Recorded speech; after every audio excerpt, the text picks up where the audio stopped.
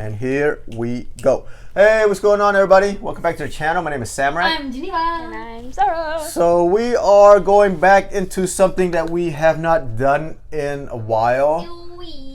Halloween. It's spook season. Spoopy. So figured let's do more chilling scares or more contents that's similar to chilling scare. Disturbing. So this is the 6 most disturbing things discovered in basement. Ooh, I'm excited. They've done the 10 most disturbing things before a while back, and then we enjoyed that. That was good. And it's it's always different content, different situations, different findings. So it's not always the same. Yeah. So this is the latest and greatest one. Chilling scares, like I said. It's been a hot minute. It's been a hot minute, but we're usually engaged in all these. Oh, For yeah. sure. Same goes with the doorbells and dash cams and stuff. So we look forward to going into all these other videos again. So we're ready. Let's do it. See. So on that note, if you do like our reaction, please like, comment, subscribe, and also hit that notification bell. So again, this is 6 most disturbing things discovered in basements by Chilling Scare. I wonder what's we go I uncover know. I'm here. ready for something good. And here we go. Ooh. The music. Now you can feel the bass. Me too. Oh no. This happened in Bowling Green, Kentucky. Oh, Kentucky. Bruce Wilkerson was the mayor of. He owned a small house in the area that he was in the middle of renovating, but he would still stay there overnight in the weeks the house was being worked on. It was the middle of the night on April 22nd, 2020. Bruce was woken up to loud noises coming from the house's basement. Oh. As he was coming to, he also recalled smelling cigarette smoke. No. Now, the basement was more of a cellar, and then you had to go outside to actually get to it. Bruce went outside and walked up to its entrance. Right away, he noticed blood smeared across the basement door. What? Not a lot, but enough to raise concern. He opened the door and walked inside. What for? There, he found a backpack filled with women's clothing and other various items. Bruce immediately called the Bowling Green Police Department, a department which he had previously worked for as a police officer. He asked them if there were any reports of a missing woman, but he was told that there were none, so he closed the basement door and went back upstairs. Huh? Only moments after he got back inside, the house suddenly lost power. This prompted him to again go back out to the basement. What? This time he noticed the basement door was open. He once again searched inside, and now found a woman who looked to be in her 20s. She was disheveled and covered in dirt. What? The woman told Bruce one thing, that she was hiding from someone.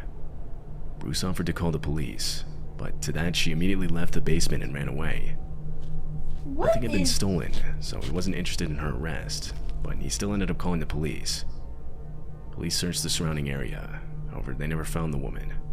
What is It's still going unknown on? how long she had been staying there. Her identity is also still unknown, and with no relevant missing person cases, it's likely this won't change anytime soon. She hasn't been seen ever since. This was very recent. What? That is what? It's August 2nd, 2010, just past 8 p.m. A security guard in Ontario, Canada was doing his nightly rounds on rural government-owned airport lands. Among the trees, the area was dotted with a few abandoned houses that were commonly targeted by vandals and arsonists.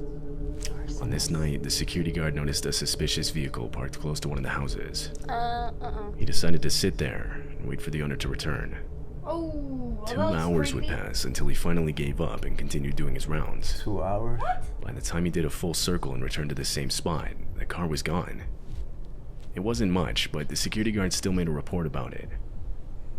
Fast forward over a year later to November of 2011, and a set of contractors were sent out to the same house to examine it for later demolition. However, as they were completing their inspection, they would discover something in the basement. They walked inside and saw chains bolted to the ceiling extending to the ground. The whole room was recently painted completely white. There was a construction bench, along with tools marked with red paint. There were multiple jugs of water. All the windows had been double paned. The walls and ceiling were insulated with double-layered fiberglass. Unsettled by the sight, the contractors called the police. Police considered various scenarios. Like For example, CSI? they considered if it could have been a movie set. But, of course, they also considered the much darker scenarios, like if someone was planning to abduct another person and lock them inside. This prompted them to look through filed reports, and this would lead them to the report made by the security guard over a year prior. Fortunately, the security guard had written down the car's license plate in the report, which gave police a starting point. Eventually, this would lead them to a man named Robert Edwin White. Wow. After that, not much research was required to put the rest of the case together. Robert's wife had recently ended their marriage, and she would turn to her close friend, Gwen Armstrong, for support. This made Robert grow a deep resentment towards Gwen, as he felt she was responsible. Robert's now ex-wife would end up telling police how Robert ran a renovation business, and that he always marked his tools with red paint, which was consistent with what they found in the basement. This was enough to get him arrested, and while in custody, he would admit to renovating the abandoned house's basement, although he didn't say why he did it, at least not until he was thoroughly questioned in court. There, he admitted that he wanted to abduct Gwen Armstrong, his ex-wife's friend, who, again, he felt was responsible for his divorce. What? Robert was charged with breaking and entering with the intent to commit an indictable offense. Intent, okay. In October of 2015, a set of pictures was posted online to the popular image-sharing website Imager. They were posted by a guy named Jerry, who at the time had just moved out from his parents' house to live in his own house, which he had just purchased. At first, the post looks pretty innocent. The first few pictures show parts of the basement with accompanying text. The text explained how he had just purchased the house only 2 weeks ago. The previous owner had passed away, and the house was very old, which made it a pretty cheap buy, something Jerry described as perfect for a first-time homeowner. As the post continues, Jerry explains how when he purchased the home, the basement was completely full of junk, like to the point where you couldn't even really go down there. When he purchased the house, he started cleaning it out himself, and that's when he noticed a sheet of plywood oddly fit against the wall, something he never noticed before. He tried moving it, but it was pinned to the wall by the stairs. He pried at the top of it and could make out another room. He pulled harder at the wood, and it finally gave way. Immediately, he saw a safe. He stepped inside the room and tried to open it, but it was locked. He searched the rest of the small room and found multiple gun cases. They were all stacked on top of one another. Accompanying this were crates upon crates of ammunition, all different kinds too. As he kept looking, he just kept finding more. Also found inside was a hand grenade. Wow. Although it wasn't active, it didn't even have a pin to pull. Oh my gosh. As for the safe, it's still unknown what's inside. Oh, well. Jerry never gave an update on if he was even able to get it open or not. Oh, Jerry. Contact some bank robbers. Velma Kellen was a retired 73-year-old living in Yelm, Washington. It was nearing the end of 2012, around the time of year where it was really starting to get cold outside. Velma would routinely use her house's furnace to keep the place warm, but she started noticing how little of an effect it had on the temperature inside. The house would remain cold. She started putting the furnace to its max setting, but still the house stayed cold. Finally, it got too cold to bear. She called out a repairman to fix the issue. He went down to her basement where the furnace was located, and there he found something strange. What?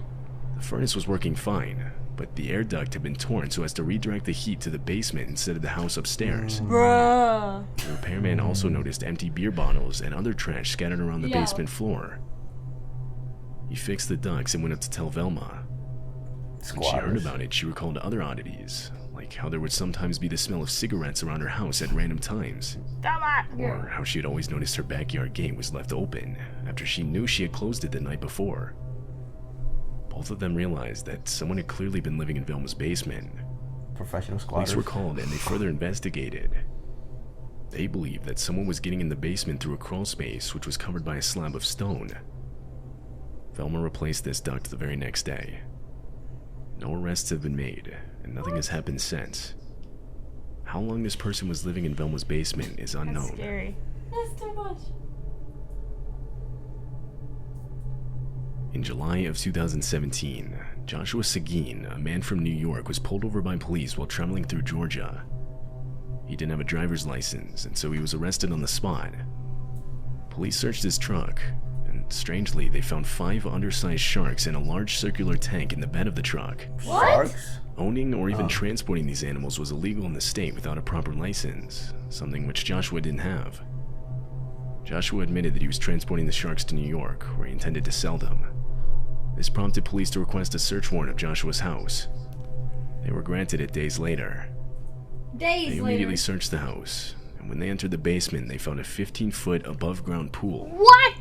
Inside were more illegally kept sharks, some of them endangered. There were 10 of them in total, 7 live sandbar sharks, 2 dead leopard sharks, and a dead hammerhead shark. The animals were carefully relocated to a nearby What aquarium. in the hell? That's some pit Investigators detective believe that shit. Joshua was likely breeding the sharks to sell to private collectors. That's crazy. He was later charged in court with illegal possession of the sharks with the intent to sell. That's nuts. I'm sure this is That not is the only. the craziest thing I've ever seen. In 2019, police discovered an underground bunker under a remote farmhouse in the Netherlands. Living inside of it, they found a 58-year-old man and a family of 6 siblings ranging from 18 to 25 years old when they were discovered. The 6 siblings had been living solely in the bunker for nearly a decade. Holy. This became apparent when they were questioned by police and struggled to form full sentences. It was later revealed that none of them had been to school a day in their lives. They didn't even know any other people existed in the world. Holy. All 7 of them were allegedly staying in the bunker to hide and wait for the end of the world to come. It wasn't until the oldest of the 6 siblings broke out of the bunker and ran to a nearby pub that anyone was made aware. This was the first time the man had seen sunlight in nearly a decade. The man took up a conversation with the pub's owner, who after hearing his story called the police and alerted them of the situation. That's when the police raided the underground bunker and freed the rest of the siblings, who all wished to change how they lived. The police put the 58-year-old man in custody, and that's when they discovered that he wasn't the siblings' father as they had originally assumed. The man didn't even own the farmhouse they had been hiding in. The windows had been boarded up, and it appeared they had been living self-sufficiently with their own vegetable garden and animals. The 58-year-old man was arrested and later questioned further by police, but he never gave them his identity. As for the siblings, they were all brought to a safer place. Wow. The community was left in nothing but shock after the whole discovery. To what? That's crazy not knowing that the rest of the world exists like I that. know. That was bonkers. The bunkers. Oh, I need more details on that. That sounds like that movie we watched. Yeah. Oh yeah. Yes, the Cloverfield. Cloverfield Lane. Mm-hmm. Yeah. The shark one. The shark one, I'm sure that exists in the world where people my transport, you know, right, illegal stuff, illegal animals and stuff. Yeah, it's a sharks, world out though. there. No, it's In a world. Georgia. It's a world out there. Sharks. It's a world. Crazy. Yeah. Yo, that was a great video. Yeah, that was. You were I gonna enjoyed say it. something after Huh? the shark one. No, that's I just said it. Like I'm sure there's stuff like that happens in the world that we don't know of, unless they get pulled over by the state trooper, like how. Yeah. I've only That person did. transported goldfish. You just have to be careful the same way as you would with a shark. Yeah. Oh my gosh. Yeah. Alright, can you imagine having sharks in your basement? Even in your trunk, he was transporting them from. Yeah. How did he get pulled over? What was he speeding? Like, And that's the only thing I could think of. Yeah. Suspicious activity, speeding. I don't know. dude, Yeah. I Chilling don't know. scares. That last one got me. I Yeah. want some extra details on I know, that. that's like a movie thing, right? Movie scene.